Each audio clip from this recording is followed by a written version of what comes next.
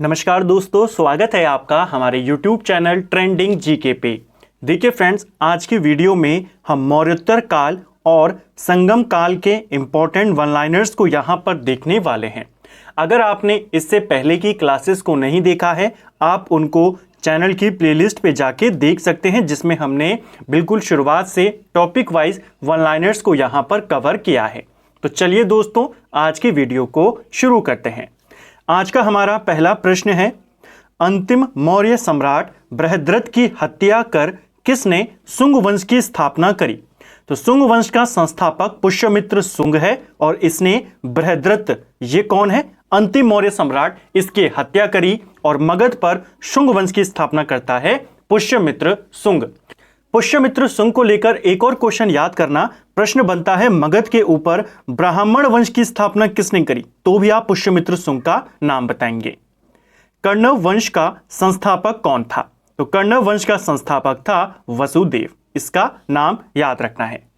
सातवाहन या आंध्र सातवाहन वंश का संस्थापक कौन था? तो तीन नए वंश आते हैं, शुंग वंश का संस्थापक पुष्यमित्र, कर्णव वंश का संस्थापक वसुदेव और इस वंश के बाद आता है सातवाहन वंश, जिसका संस्थापक था सिमुख। प्राचीन भारत का महान व्याकरण पतंजलि किसका समकालीन था? तो देखिए, पतंजलि किसका समकालीन था? पुष्यमित्र शुंग का समकालीन था। इसकी एक फेमस रचना है महाभाष्य। क्वेश्चन आता है, महाभाष्य ग्रंथ किसका है? पतंजलि का है। ये पुरोहित थे पुष्यमित्र शुंग के। पुष्यमित्र शुंग ने 2 अश्वमेध यज्ञ भी करवाए और क्वेश्चन बनता है किसकी मदद से करवाए? इसी पतंजलि की मदद से करवाए। ठीक है। सर्वप्रथम भारत में विशुद्ध संस्कृत भाषा में लंबा अभिलेख किस राजा के द्वारा जारी किया गया? यानी संस्कृत भाषा में अभिलेख छापना, उत्कीर्ण करवाना सबसे पहले किसने शुरू किया? ये किया शक राजा रुद्रदमन ने। ठीक है। जो शक राजा रुद्रदमन है, इसका हमें एक अभिलेख मिला है, जूनागढ़ अभिलेख, और यह अभिलेख संस्कृत भाषा का पहला अभिलेख माना जाता है। सातवाहनों ने आरंभिक दिनों में अपना शासन कहां से शुरू किया था? तो जो सातवाहन वंश था, जिसका संस्थापक कौन था? शिमुक, अभी हमने ऊपर देखा था। इन्होंने अपना शासन महाराष्ट्र से शुरू किया। एक क्वेश्चन और याद करना सातवाहनों को लेकर के, आपको क्वेश्चन बनता है उत्तर भारत और दक्षिण भारत के मध्य सेतु का काम किस वंश ने किया? सातवाहन वंश ने किया। किस कुषाण शासक ने सबसे पहले स्वर्ण मुद्राएं जारी करी थी? तो स्वर्ण मुद्राएं जारी करने वाला पहला शासक कुषाण शासक था कड़फिसेस द्वितीय। ठीक है। कुजुल कड़फिसेस आपके कुषाण वंश का संस्थापक था और कुषाण वंश का सबसे प्रतापी राजा है आपका कनिष्क। ये 2 फेमस राजा हैं, एक तो संस्थापक और एक फेमस राजा। लेकिन जो कड़फिसेस द्वितीय है, कनिष्क का ही बाप था और इसी ने सबसे पहले स्वर्ण मुद्राएं यहां पर जारी करी, पहला कुषाण शासक। किस वंश के शासकों ने क्षत्रप प्रणाली का प्रयोग किया? तो लास्ट वीडियो में मैंने आपको कहा कि जो शक राजा होते थे, ये अपने आप को क्षत्रप कहते थे। तो क्षत्रप प्रणाली की शुरुआत किसने करी है? शकों के द्वारा करी गई है। और शक राजाओं का सबसे प्रतापी राजा कौन था? महाक्षत्रप रुद्रदमन माना जाता है। ठीक है। कुषाण काल में सबसे अधिक विकास किस क्षेत्र में हुआ? तो कुषाण काल में सबसे ज्यादा विकास वास्तुकला के क्षेत्र में हुआ था। भारत में पहली बार सैनिक शासन किसके द्वारा व्यवहार में लाया गया?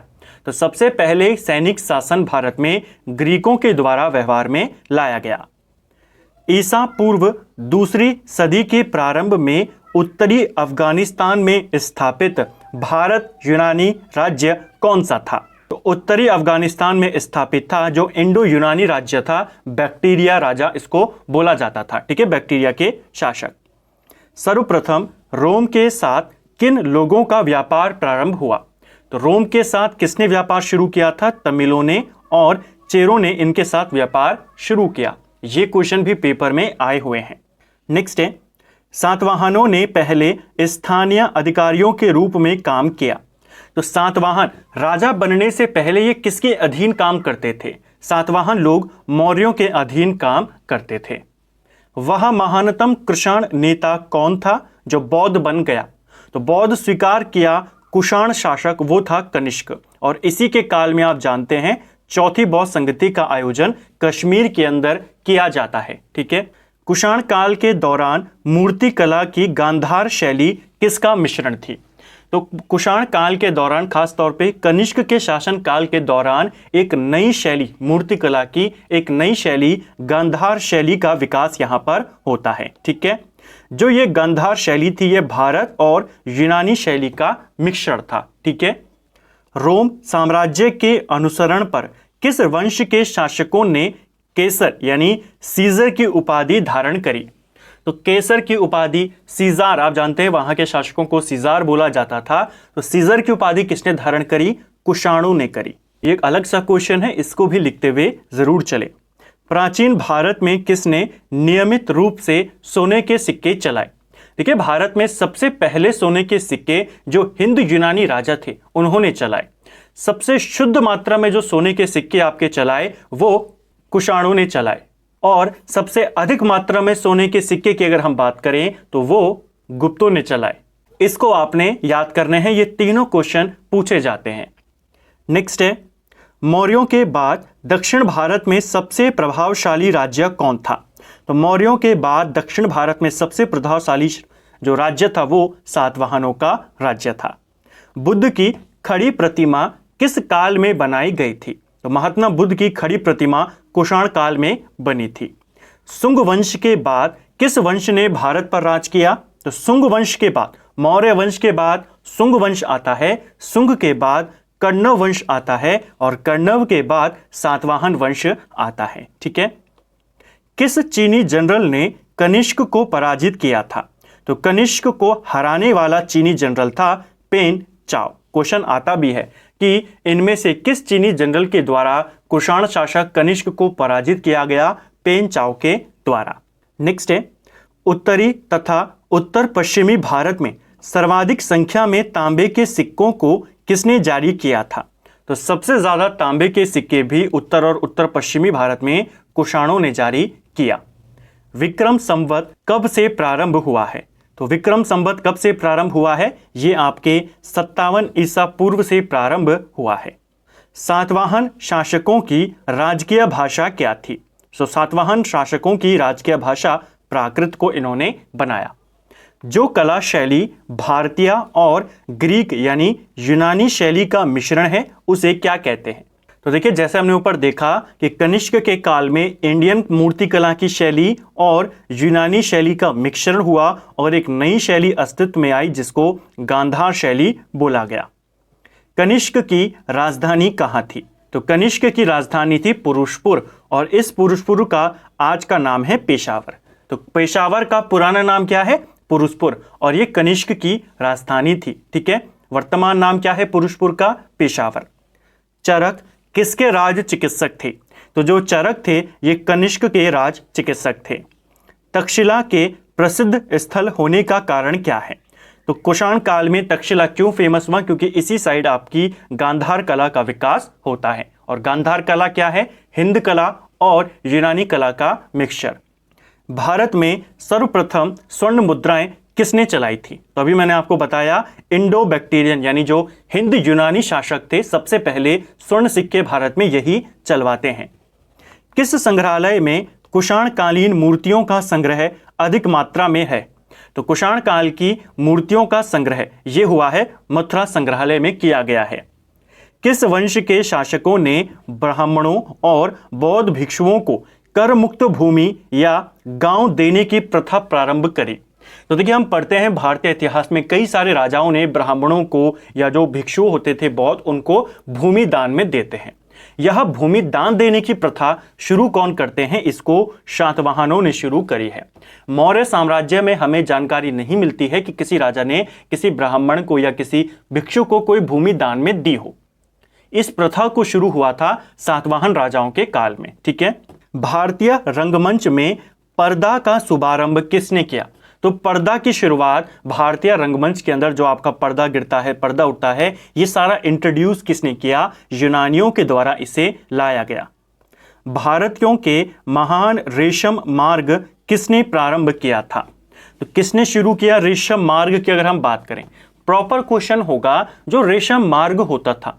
रेशम जो था सबसे पहले चाइना में इसका उत्पादन हुआ, तो चाइना से ही इसको लाया जाता था और एक मार्ग था जिससे ये भारत में लाया जाता था, अलग अलग देशों में ले जाया जाता था, उसी को बोला गया रेशम मार्ग। और ये मार्ग उस समय काफी महत्वपूर्ण होता था। किस भारतीय शासक के अधिकार में था रेशम मार्ग? अगर हम बात करें तो कनिष्क ने इस पर कब्जा किया हुआ था। शक संवत का प्रारंभ किस सम्राट के शासनकाल में हुआ? तो शक संवत की शुरुआत 78 ईस्वी से होती है, कनिष्क के काल में होती है। तक्षशिला विश्वविद्यालय कहां स्थित था? तो देखिए तक्षशिला की बात करें वर्तमान में तो यह आपके पाकिस्तान के रावलपिंडी में है, लेकिन उस समय यह भारत में था। ठीक है, तो तक्षशिला प्राचीन में कहां था? तो पूरा भारत ही था, अफगानिस्तान तक पूरा भारत फैला हुआ था, लेकिन वर्तमान में जो तक्षशिला है यह आपके पाकिस्तान में पड़ता है। यह शिक्षा का एक फेमस केंद्र था। चाणक्य, चरक, चंद्रगुप्त मौर्य सभी ने यहीं पर शिक्षा प्राप्त करी थी। प्राचीन काल में कलिंग का महान शासक कौन था?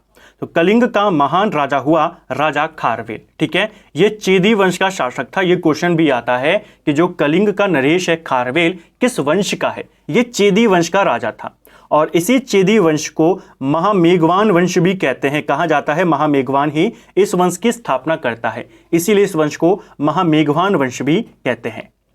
बुद्ध का किसके सिक्कों पर अंकन हुआ है? तो महात्मा बुद्ध का अंकन किसके सिक्कों पर हुआ है? कनिष्क के सिक्कों पर। योधेय सिक्कों पर किस देवता का अंकन मिलता है? तो कार्तिकेय देवता का मिलता है। कनिष्क के सारनाथ बौद्ध प्रतिमा अभिलेख की तिथि क्या है? तो कनिष्क का हमें सारनाथ बौद्ध प्रतिमा अभिलेख मिला है और इसकी तिथि है 81 ईस्वी सन। अश्व घोष किसका समकालीन था?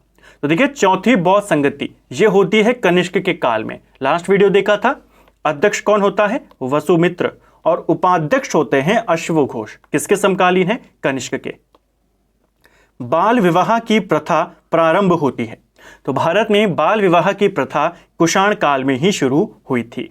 जो कला शैली भारतीय और यूनानी आकृति का मिश्रण है उसे क्या कहते हैं? उसे गांधार शैली कहते हैं। कई बार देख लिया। सातवाहनों की राजधानी कहां थी? इनकी राजधानी वर्तमान अमरावती में थी। आंध्र सातवाहन राजाओं की सबसे लंबी सूची किस पुराण में मिलती है? तो आंध्र जो सातवाहन वंश था इसकी सूची हमें मत्स्य पुराण में मिलती है।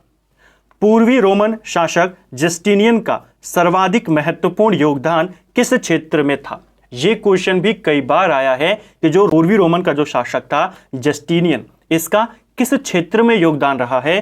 कानून के क्षेत्र में, विधि के क्षेत्र में इसका योगदान रहा है।